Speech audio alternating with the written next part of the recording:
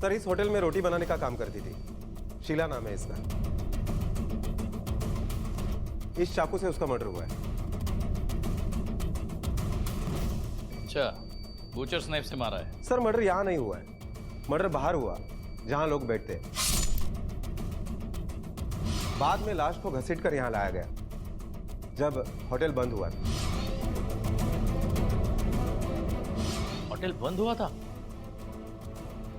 ये यहीं रहती थी क्या? सर अभी तक किसी से पूछताछ नहीं की है, करते हैं। राणे, किचन के सारे चाकू फिंगरप्रिंट्स के लिए ले लो, सबसे पूछताछ करो। खून इस होटल में हुआ है, इसका मतलब खूनी होटल से ही जुड़ा हुआ होगा। ओनर कौन है होटल का? नाम क्या है उसका? सर कोई अजीत सावंत नाम के आदमी ने यह होटल अभी अभी 2 दिन पहले ही खरीदा था।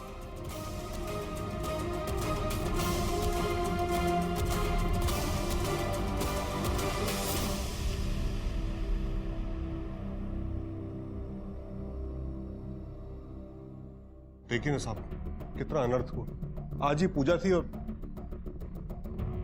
वो औरत जिसका मर्डर हुआ है वो यहीं रहती थी?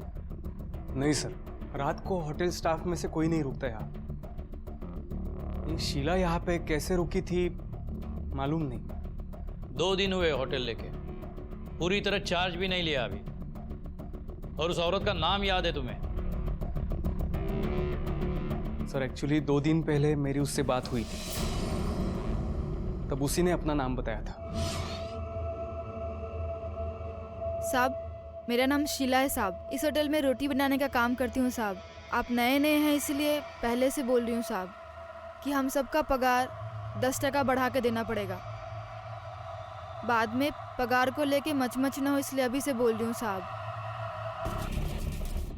सर मैं तो लुट गया, बर्बाद हो गया। अब कौन आएगा यहाँ? पाई पाई जोड़ के मैंने यह होटल खरीदा है। होटल में सीसीटीवी कैमरा नहीं है? नहीं सर। इस होटल की कितनी चाबियां तुम्हारे पास है? सर टोटल 4 चाबियाँ हैं। 3 चाबियाँ मुझे इस होटल के पहले ओनर शंकर जी ने दी थी और 1 चाबी नाइट ड्यूटी वॉचमैन के पास रहती है। होटल का स्टाफ वो कहाँ रहता है? साहब, दोनों हेड सेफ और शीला को छोड़कर हम सभी लोग स्टाफ क्वार्टर में ही रहते हैं। ये स्टाफ क्वार्टर किधर है? वो पीछे है ना। वो तो एकदम बिंदास थी सर, नागपुर से अकेले आई थी और बिंदास होना भी पड़ता है ना साहब, वरना उसको इधर कौन जीने देता।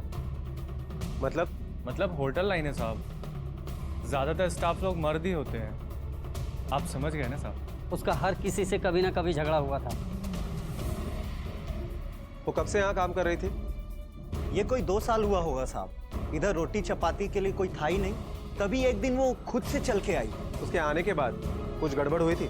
गड़बड़ तो होनी थी साहब, इतने मर्दों के बीच में अकेली औरत के आने से जो हो सकता था वही हुआ। क्या गड़बड़ हुई थी? साहब, उसको अपने झांसे में लेने के लिए हर कोई इसकी बात मानता था। शीला, ये तेरा पार्सल तेरे बच्चे के लिए। बहुत पसंद है ना उसे? हे, अरे लव यू रे। अरे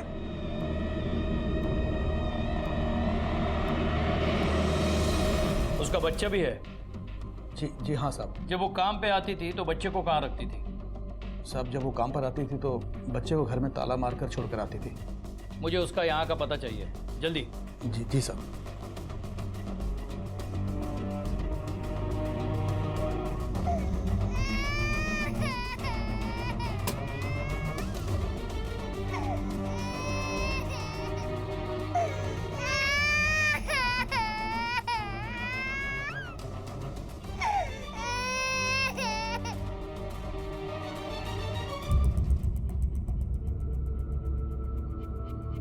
अच्छा, यहाँ रखते हो तुम होटल की चाबी?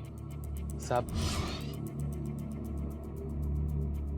वैसे जब मैं सुबह ड्यूटी पे आता हूँ तो पांडे मुझे चाबी दे देता है, पर जब कभी उसे जल्दी जाने को होता है तो वो यहीं चाबी रख देता है। किसी को मालूम नहीं है साहब, हम लोग यहाँ चाबी रखते हैं। पांडे मतलब वो नाइट शिफ्ट का वॉचमैन? हाँ साहब। पूरा नाम क्या है पांडे का? दया शंकर पांडे। कहाँ मिलेगा ये पांडे? साहब, वो सुबह की ट्रेन से गाँव बिहार चला गया।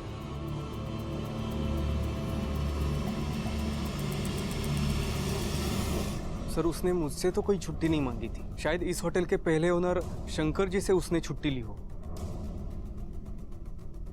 होटल तुम्हारा है और छुट्टी पुराने मालिक से मांगता है। पूरा नाम क्या है पुराने मालिक का?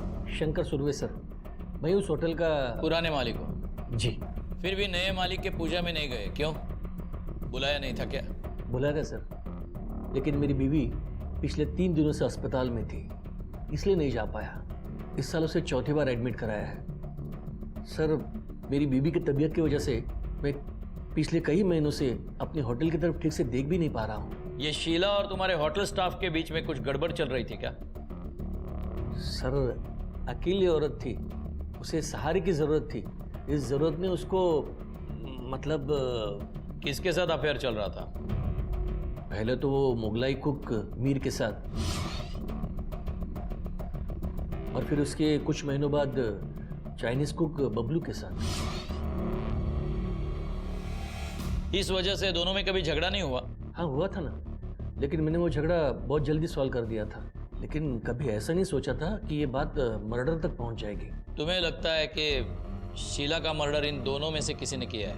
अरे नहीं साहब, मैं ऐसा क्यों सोचूंगा, दोनों अच्छे हैं। ठीक है मिस्टर सुरवे, अभी तो आप जा सकते हैं, लेकिन अगर जरूरत पड़ी तो वापस बुला लेंगे। जी। बिस्किट खाएगा? थोड़ा सा खा ले, खा लेना बेटा। थोड़ा सा दूध पी। कुछ खाया इसने? नहीं सर, बहुत टाइम से कोशिश कर रही हूँ लेकिन कुछ नहीं खा रहे। ये कुछ पैसे रख लो, इसे चॉकलेट, आइसक्रीम, खिलौने जो भी चाहिए उसे ला कर दो। मेक श्योर कि ये खाना खाए। Okay sir. ये ले बिस्किट बेटा। सर, मैंने शीला के पड़ोसियों से बात की। उनके कहने के मुताबिक शीला कुछ 2 साल पहले ही उस बस्ती में रहने के लिए आई थी, नागपुर के किसी आसपास के गांव से। वो कौन थी, उसका पति कौन था, इसके बारे में ज्यादा जानकारी नहीं मिल पाई, क्योंकि वो किसी से ज्यादा बात ही नहीं करती थी। और वो night watchman Dayashankar Pandey? Sir, Dayashankar का मोबाइल लोकेशन ट्रेस हो गया। जिस वक्त मर्डर हुआ उस वक्त वो होटल के आसपास ही था, और फिर 4 बजे उसका मोबाइल लोकेशन दादर दिखाई दिया, और फिर 6 बजे पनवेल। रेलवे के रिकॉर्ड के मुताबिक वास्को पटना ट्रेन में उसका टिकट बुक था। जिस दिन शीला का मर्डर हुआ था उसी दिन वो गांव चला गया। कुछ न कुछ तो कनेक्शन है। सर, बिल्कुल हो सकता है, क्योंकि शीला ने लगभग 10 महीने पहले इसी पुलिस स्टेशन में दयाशंकर के खिलाफ एक केस दर्ज की थी कि दयाशंकर ने उसे मॉलेस्ट करने की कोशिश की। इसका मतलब कुछ नहीं, काफी कुछ था। राणे, अपनी एक टीम बिहार भेजो और वो दयाशंकर पांडे का पार्सल ले आओ, और उन 2 हेड शेफ्स के बारे में होटल स्टाफ से बात करो। देखते हैं शीला और 2 शेफ्स में क्या पक रहा था। Okay sir.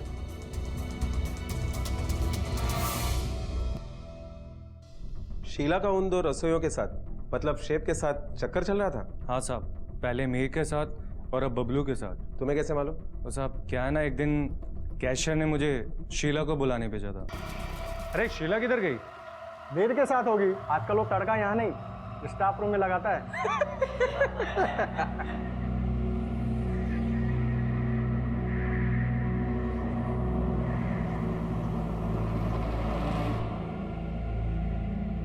अरे तू इधर है, वो कैशियर तेरे को बुला रहे हैं। एक कस्टमर ने बहुत तमाशा किया रोटी को लेके। चल।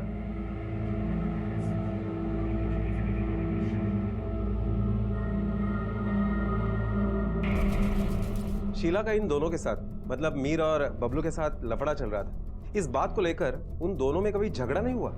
साहब, उन दोनों का तो रोज ही झगड़ा होता था, और एक दिन तो शेजवान, अगर मेरे से शानपंती किया ना तो अभी यही तेरा दम बना दूंगा और मुर्गे की तरह खड़खड़ाने लगेगा इधर ही, समझा?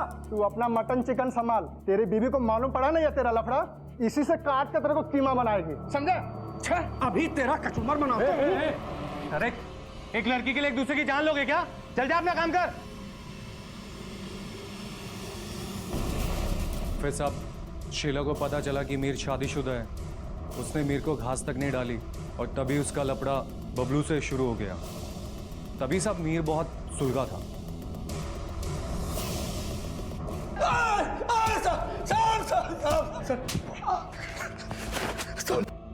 साहब, मैंने कुछ नहीं किया, मैं सच बोल रहा हूँ साहब। सच क्या बोल रहा है तू? अब बोलेगा सच? हाँ, घर में बीबी और होटल में शीला। दाल और मुर्गी साथ में चाहिए थी सर इसको। और मुर्गी किसी दूसरे के पास चली गई तो इससे बर्दाश्त नहीं हुआ, हलाल कर दिया उसे। शीला बबलू के पास चली गई इसीलिए मारा ना उसे। नहीं नहीं साहब, मानता हूँ पहले मेरा उसके साथ लफड़ा चालू था, लेकिन अभी कुछ भी नहीं था। मैंने उसको नहीं मारा साहब, मुझको जाने दो ना। जाने दो। अरे साहब। सर शीला की पोस्टमार्टम रिपोर्ट आ गई है। हाँ देख मीर, 10 मिनट देता हूं तुझको, सोच ले। इसके बाद भी अगर सच नहीं बोला तो कहां कहां से सच उगलवा दूंगा तू सोच भी नहीं सकता। सर पोस्टमार्टम रिपोर्ट के मुताबिक शीला का कत्ल रात को 2 से 3 के बीच में हुआ और जो चाकू हमने फिंगरप्रिंट्स के लिए भेजा है उस पर होटल के लगभग सभी लोगों के फिंगरप्रिंट्स हैं। इसका मतलब हाथ में कुछ नहीं लगा। राणे, ये शीला की कहानी भी कुछ सीधी नहीं है। एक ही जगह के 2 लोगों के साथ अफेयर, कुछ भी कहो, कातिल होटल के अंदर वाला ही कोई है जिससे शीला पे बहुत गुस्सा रहा होगा। पहले उस मीर से निपटते हैं।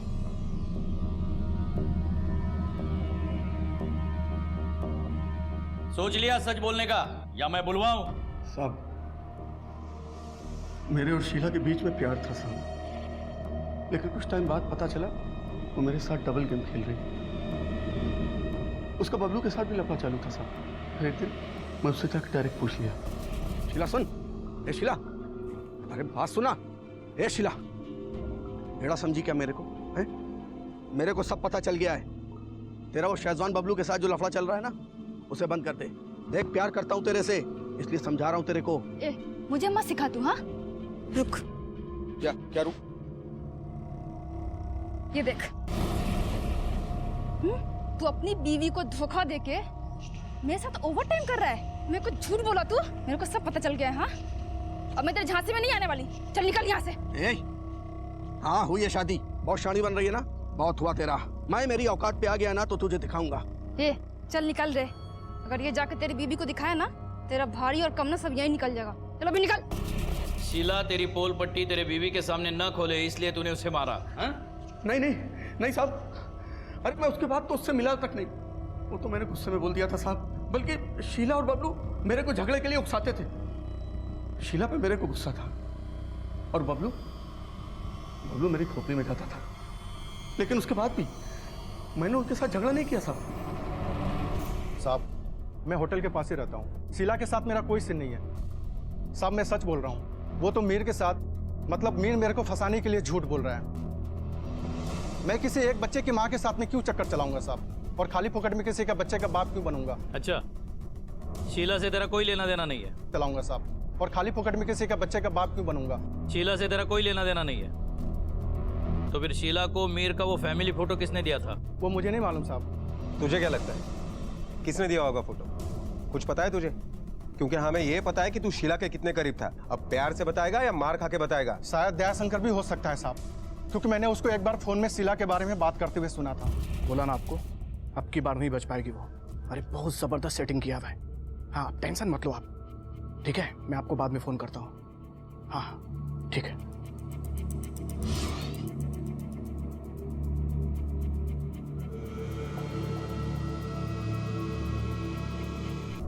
वो किधर फंसाने की बात कर रहा था साहब, वो तो मुझे नहीं मालूम, लेकिन मुझे लगता है इसमें उसी का हाथ है। अरे वो दयाशंकर, वो भी मजे करना चाहता था उसके साथ, और साहब वो हमारा कैशियर, वो भी शीला को सपोर्ट करता था।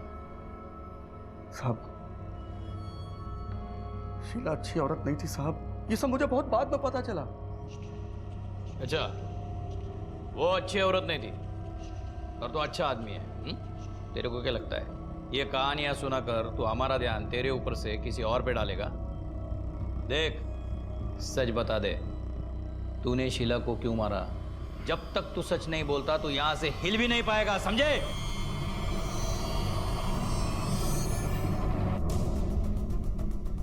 सर हो सकता है ये मीर सच बोल रहा हो, क्योंकि जिस रात कत्ल हुआ उस रात उसका मोबाइल लोकेशन होटल के आसपास बिल्कुल नहीं था। या फिर ये भी हो सकता है कि उसने मोबाइल घर पे ही छोड़ा हो। बाकी लोगों की मोबाइल लोकेशन चेक की तुमने? Yes sir, Ajit Sawant. कत्ल की रात अजीत सावंत का मोबाइल लोकेशन होटल के बिल्कुल करीब था, 12:30 से लेकर 3:30 बजे तक। सर ये होटल सपना है मेरा। ऐसे ही गया था देखने के लिए। दूसरे दिन मुहूर्त था तो बचे हुए काम की लिस्ट बनानी थी। सर मेरी सारी कमाई, सारी जमा पूंजी इस होटल पे लगाई हुई है। मैं पहले ही बर्बाद हो चुका हूं और आप लोग बार बार मुझे बुला रहे हैं। सर मैं सब पहले ही बता चुका हूं। अब आपको क्या नया मिलेगा मेरे बयान से?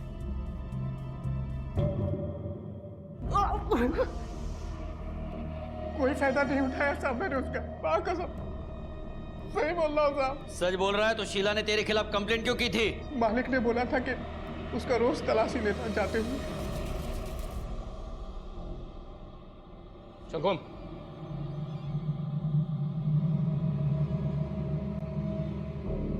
बल्लू खोल। पागल हो गया है तू? पैसा ब्लाउज के अंदर छुपाया ना तूने? तेरा दिमाग खराब हो गया है। चल जा यहाँ से। सही से प्यार से बोल रहा हूँ तुझे। पल्लू खोल। अरे पल्लू खोल। क्या हो रहा है? क्या हो रहा है सब? सर वो अरे लेडीज की कोई एक्सेस नहीं करता क्या? शाना बन रहा है ना तू? छोड़ूंगी नहीं मैं तेरे को। जाके पुलिस स्टेशन में कंप्लेन करूंगी। जेल जाएगा तू देखना। उसने सच में कंप्लेन कर दी साहब मेरे खिलाफ इसी थाने में। वो हमारे पुराने मालिक है ना सुरभि साहब, उन्होंने छोड़ा है यहाँ से। उसने कंप्लेंट की इसलिए गुस्से में आकर तूने उसे मार डाला? हाँ? नहीं साहब, मैंने उसको नहीं मारा। उस दिन के बाद ना साहब मैंने उसकी तरफ देखा भी नहीं। सच बोल रहा हूँ साहब, मैंने नहीं मारा उसको।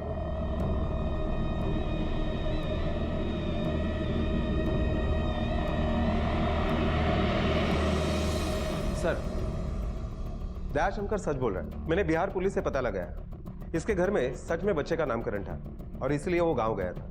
राणे अगर ये सच बोल रहा है फिर भी हमें उस पर नजर रखनी पड़ेगी, क्योंकि उसकी ट्रेन और कत्ल के बीच में काफी समय था। ये भी हो सकता है कि कत्ल करने के बाद वो स्टेशन चला गया हो। इसी के साथ उस बबलू पर भी हमें नजर रखनी चाहिए। एक कहावत है कि मार के बाद सिर्फ पुकार बचती है, और पुकार से वो इंसान कभी लौटकर नहीं आ सकता जो जा चुका है। शीला कभी वापस नहीं आने वाली थी।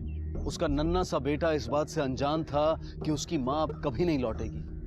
वो इतनी कम उम्र का है कि शायद उसे मौत शब्द का मतलब भी नहीं पता होगा। शीला के कत्ल के केस में पुलिस ने पहले होटल के रसोइये से और फिर वॉचमैन दयाशंकर से पूछताछ की। कुछ परतें जरूर खुली, लेकिन अब तक कोई सिरा हाथ नहीं लगा था। अजीत और बबलू भी संदिग्ध थे, लेकिन इनमें से कौन था शीला का कातिल, या फिर कोई और भी था जिसकी तरफ पुलिस ने अभी अपना रुख नहीं किया था। पर एक अकेली औरत की किसी से ऐसी क्या दुश्मनी थी कि उसकी जान ही ले ली गई। पुलिस की कार्रवाई में हर इंसान के कई चेहरे, कई चरित्र नजर आ रहे थे। हर एक के चेहरे पर एक मुखौटा चढ़ा हुआ था, और पुलिस ने अब हर एक के चेहरे से उस मुखौटे को उतार कर फेंकने की ठान ली। पुलिस की फेहरिस्त में कुछ और नाम भी जुड़े, और जिनका सच कुछ और ही साबित होने वाला था। तूने कहा था कि तू होटल के पास ही रहता है, लेकिन तेरे घर का मोबाइल टावर और होटल का मोबाइल टावर अलग अलग है। मतलब उस रात तू होटल की तरफ गया था। अब सच बता, इतनी रात को क्या करने गया था तू वहां? कुछ नहीं साहब, कुछ नहीं साहब। साहब सच बोल रहा हूँ, सच बोल रहा हूँ साहब। मेरा और शीला का प्लान था। पक गया हूं मैं दूसरे के पास में काम करते करते। तू टेंशन काहे को ले रहा है? मैं है ना। अच्छा बोल, तुझे ये चाइनीज दुकान खोलने के लिए कितना पैसे चाहिए? पिछली बार खोला था, कुछ 90,000 के आसपास लगा था। तो ठीक है, तू जा तैयारी कर दुकान खोलने की, मैं देती तेरे को पैसा। 9,000 नहीं, 90,000 बोला हूँ। कहाँ से लेके आएगी तू इतने पैसे? मैं बोल रही है ना कि मैं लेके आएगी। और वैसे भी हम दोनों ना ये दूसरों की नौकरी नहीं करेंगे। तू एक काम कर, तू ना आज रात 2 बजे होटल के बाहर मिल मुझे, मैं ला के देती है तेरे को पैसे। उधर गया तो मैं नए मालिक की गाड़ी देखा, वो खुद में ही कुछ बड़बड़ा रहे थे। फिर मेरे को याद आया, शीला तो मेरे घर पे भी आ सकती है। मेरे को डर था कि वो नया मालिक कहीं मेरे को देखेगा तो क्या बोलेगा। फिर मैं घर पे चला गया। पिछली बार भी तूने सच बोल रहा हूँ कह के झूठ ही बोला था। अब इस बार कैसे यकीन करूँ कि तू सच बोल रहा है? साहब इस बार सच बोल रहा हूँ, मैं डर गया था साहब, यकीन करो मेरा, मैंने कुछ नहीं किया साहब। साहब मुझे जाने दो। जब तक तू पूरा सच नहीं बताएगा ना, यहीं सड़ेगा, समझा? बोल बोल। सर, अभी तक तो लग रहा है कि हर किसी आदमी के पास शीला को मारने का मोटिव है। मीर, एक चोट खाया हुआ आशिक, दयाशंकर, माने या ना माने, लेकिन वो भी तो शीला का फायदा उठाना चाहता था। और ये बबलू, वो तो हर तरफ से शीला का फायदा उठा रहा था। अगर वो नहीं मरती तो इसका पैसे का लालच बना ही रहता था। इसलिए सर, हम इनमें से किसी को नहीं छोड़ सकते। राणे, ये नंबर लो और इसकी डिटेल्स निकालो और अजीत सावंत को बुलाओ, क्योंकि उसकी वजह विश्वास करने लायक नहीं है कि आधी रात को वो वहां बैठकर हिसाब लगा रहा था। Okay sir. बताता हूँ, सब सच बताता हूँ। उस रात मैं वहां गया था। Cheers! रचना, मेरे सपनों का सेलिब्रेशन मेरे इस नए होटल के सामने बैठ के करते हैं।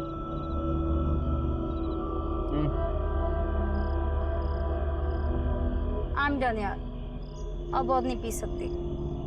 Alright.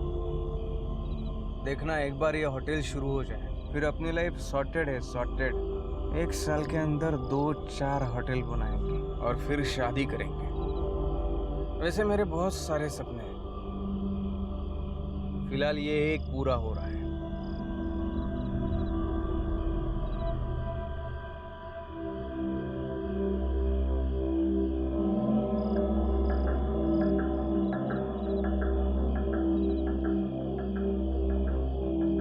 साढ़े 4 हो गए।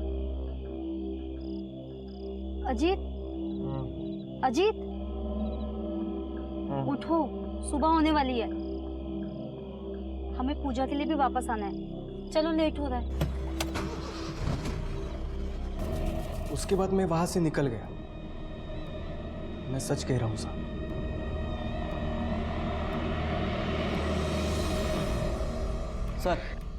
सर, आपने जिस मोबाइल नंबर की डिटेल्स मांगी थी वो आ गई है, ये लीजिए।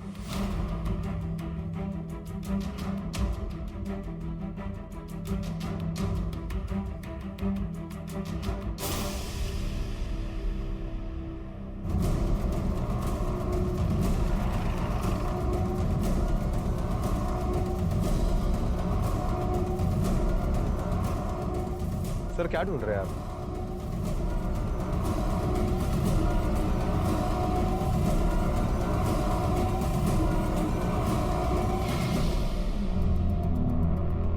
ये सीसीटीवी कैमरा चलता भी है या ऐसे ही लगाया है? चालू है सर, 24 घंटा रिकॉर्डिंग चालू रहती है इसकी।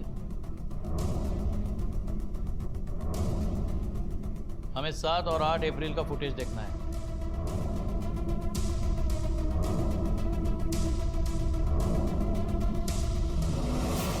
पॉज करना, जूम करो जरा, बस प्ले करना भी।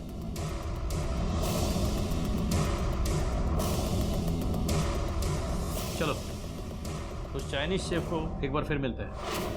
साहब, मैं बबलू बोल रहा हूँ। हाँ बोलो बबलू। साहब, कुछ पैसे की अर्जेंट जरूरत आ पड़ी है। मुझे क्यों फोन किया? पैसे तो आप ही को देने पड़ेंगे ना साहब। देने पड़ेगा मतलब? क्योंकि साहब, शीला का खून तो आप ही ने किया है ना, मैंने देखा था। कितने पैसे चाहिए? 90,000।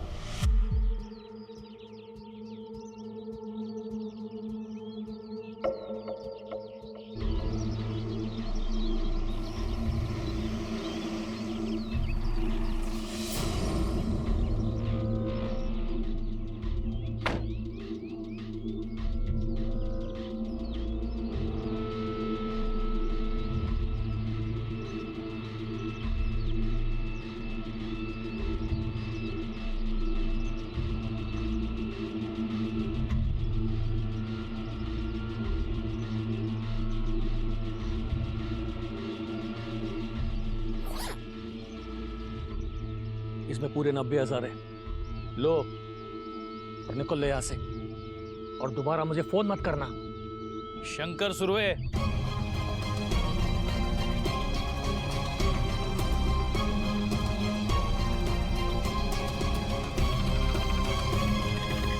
जेल में ये क्या, और कोई तुम्हें फोन नहीं कर पाएगा।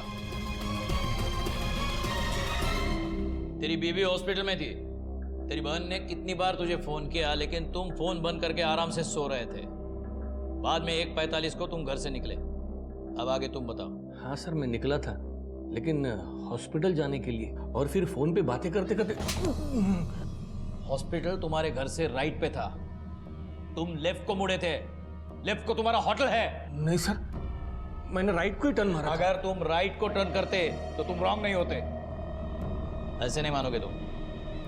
रिका में इसे जरा इसकी फिल्म दिखाओ। देखो,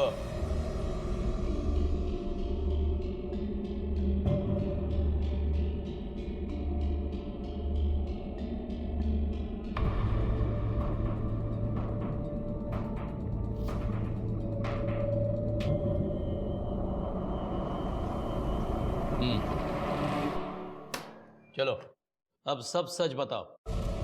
साहब, मुझे शक हो गया था कि मेरा कैशियर शीला के जरिए पैसे चोरी कर रहा है। मैंने वॉचमैन को शीला की तलाशी लेने के लिए बोला, पर उसने दयाशंकर को पुलिस स्टेशन भिजवा दिया, और फिर वॉचमैन ने भी उसकी तलाशी लेने से मना कर दिया। और फिर एक दिन ये लड़की साहब रोज पैसा चुरा। शीला, तू रुक, तू बाहर जा, शटर डाउन कर और वहीं पे रुके रहना। चल जा। जी। आज मैं देखता हूं तू कैसे पैसे चुराती है। बोल, आज तक मेरा कितना पैसा ब्लाउज में डाल के बाहर ले गई है तू? हैं? साहब, मैंने कोई चोरी नहीं किया साहब। मुझे पता है तेरे ब्लाउज में पैसे है। नहीं तो निकाल बाहर, नहीं तो मैं पुलिस को बुलाऊंगा।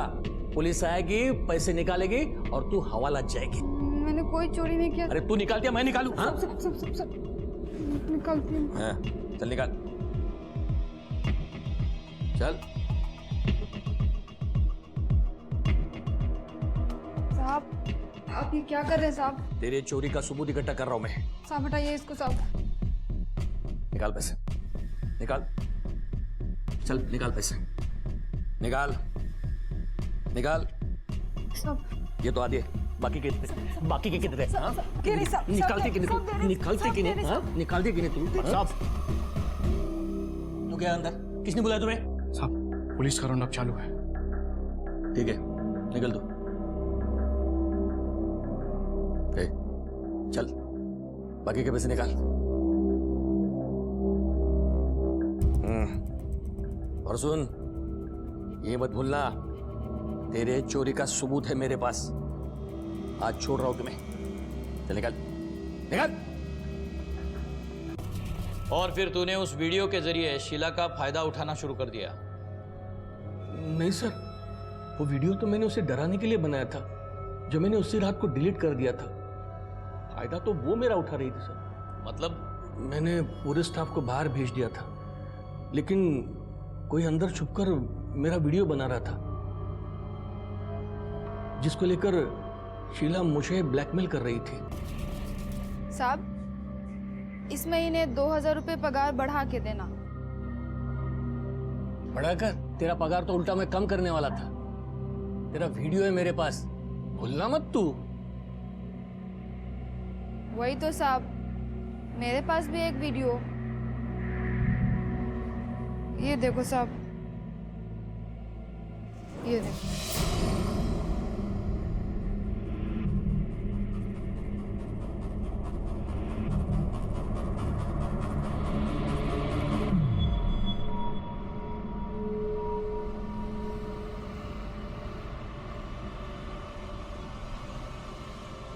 अब बराबर समझ में आया ना साहब, पगार बढ़ाने का। नहीं तो ये वीडियो है ना, आपकी पत्नी को अस्पताल में जाके दिखा दूंगी मैं। उसके बाद उसको इलाज की जरूरत ही नहीं पड़ेगी, है ना साहब? उसके बाद तो शीला हर दिन कोई नई फरमाइश लेके आती। मैंने उसकी सारी फरमाइशें पूरी की सर, पर एक दिन तो उसने हाथ ही कर दी। मुझसे 2 लाख मांगने लगे। 2 लाख?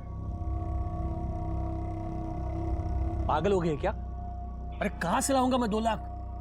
अरे साहब, एकदम सिंपल है। होटल बेच रहे हैं ना आप, तो पैसे आएंगे, उसमें से दे देना। होटल में तुम्हारे लिए नहीं, अपने बीबी के इलाज के लिए बेच रहा हूँ। तो आप पैसे नहीं देंगे तो ठीक है, तो वो वीडियो जो है ना साहब, जाके आपके बीवी को दिखा देती हूँ। उसके बाद तो आपको होटल भी बेचने की कोई जरूरत नहीं होगी, क्योंकि उसके बाद आपकी बीवी सीधे भगवान के पास जाएगी। अच्छा आइडिया है ना साहब? पैसे तो आपको देने ही पड़ेंगे। होटल बिक चुका था। अगले दिन अजीत टेक ओवर करने वाला था। मुझे पता था ये औरत मुझे ऐसे नहीं छोड़ेगी। मैंने उसे होटल बुला लिया। दयाशंकर छुट्टी पे था, इसलिए उस दिन रात को कोई होटल में नहीं था। अंदर जाने के लिए चाबी कहाँ से मिली? मेरे पास होटल के पिछले दरवाजे की डुप्लीकेट चाबी थी। मैं होटल पहुंचा, वो वही खड़ी थी। मैं उसे लेकर अंदर चला गया। सब पैसे लाए? पैसे किचन में रखे। होटल तो आपने बेच दिया है, तो पैसे किचन में कैसे? मैंने छुपा के रखे। मैं अभी लेकर आता हूँ। बहुत सियाने हो साहब आप, जल्दी आना।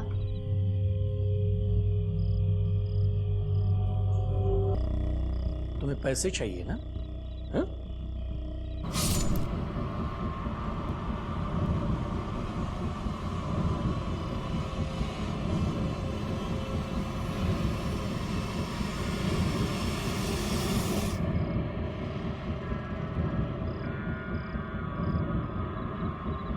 मैं वहां से तब तक नहीं हिला जब तक उसकी जान निकल नहीं गई।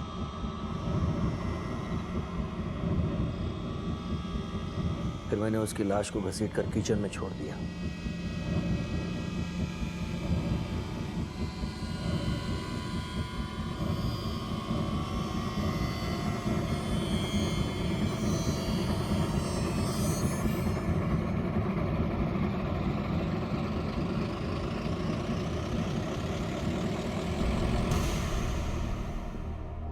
ये सब करने के बजाय अगर तुम पुलिस के पास आते तो असली अपराधी को सजा मिलती और तुम कातिल होने से बच सकते। ले जाओ उसको।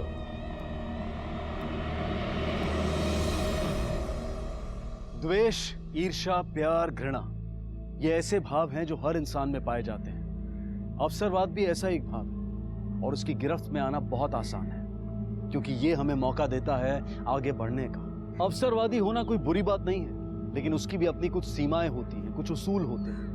किसी को गिराकर, किसी की मजबूरी का फायदा उठाकर इंसान कभी आगे नहीं बढ़ सकता। शीला एक गरीब और अकेली औरत थी और हर आदमी को ऐसा लगता था कि वो एक लावारिस वस्तु की तरह उसकी हो सकती है। वहीं दूसरी तरफ शीला ने भी अपने इस अकेलेपन और औरत होने का गलत फायदा उठाना चाहा और इसी अवसरवाद ने उसकी जान ले ली और उसके मासूम बेटे को अनाथ आश्रम पहुंचा दिया। शंकर ने गलती की, एक गलत तरीके से अपने होटल में होने वाली चोरी को रोकने की। अगर उसे शीला की सच्चाई पता थी तो वो उसे नौकरी से निकाल सकता था, चोरी के इल्जाम में उसे पुलिस के हवाले कर सकता था।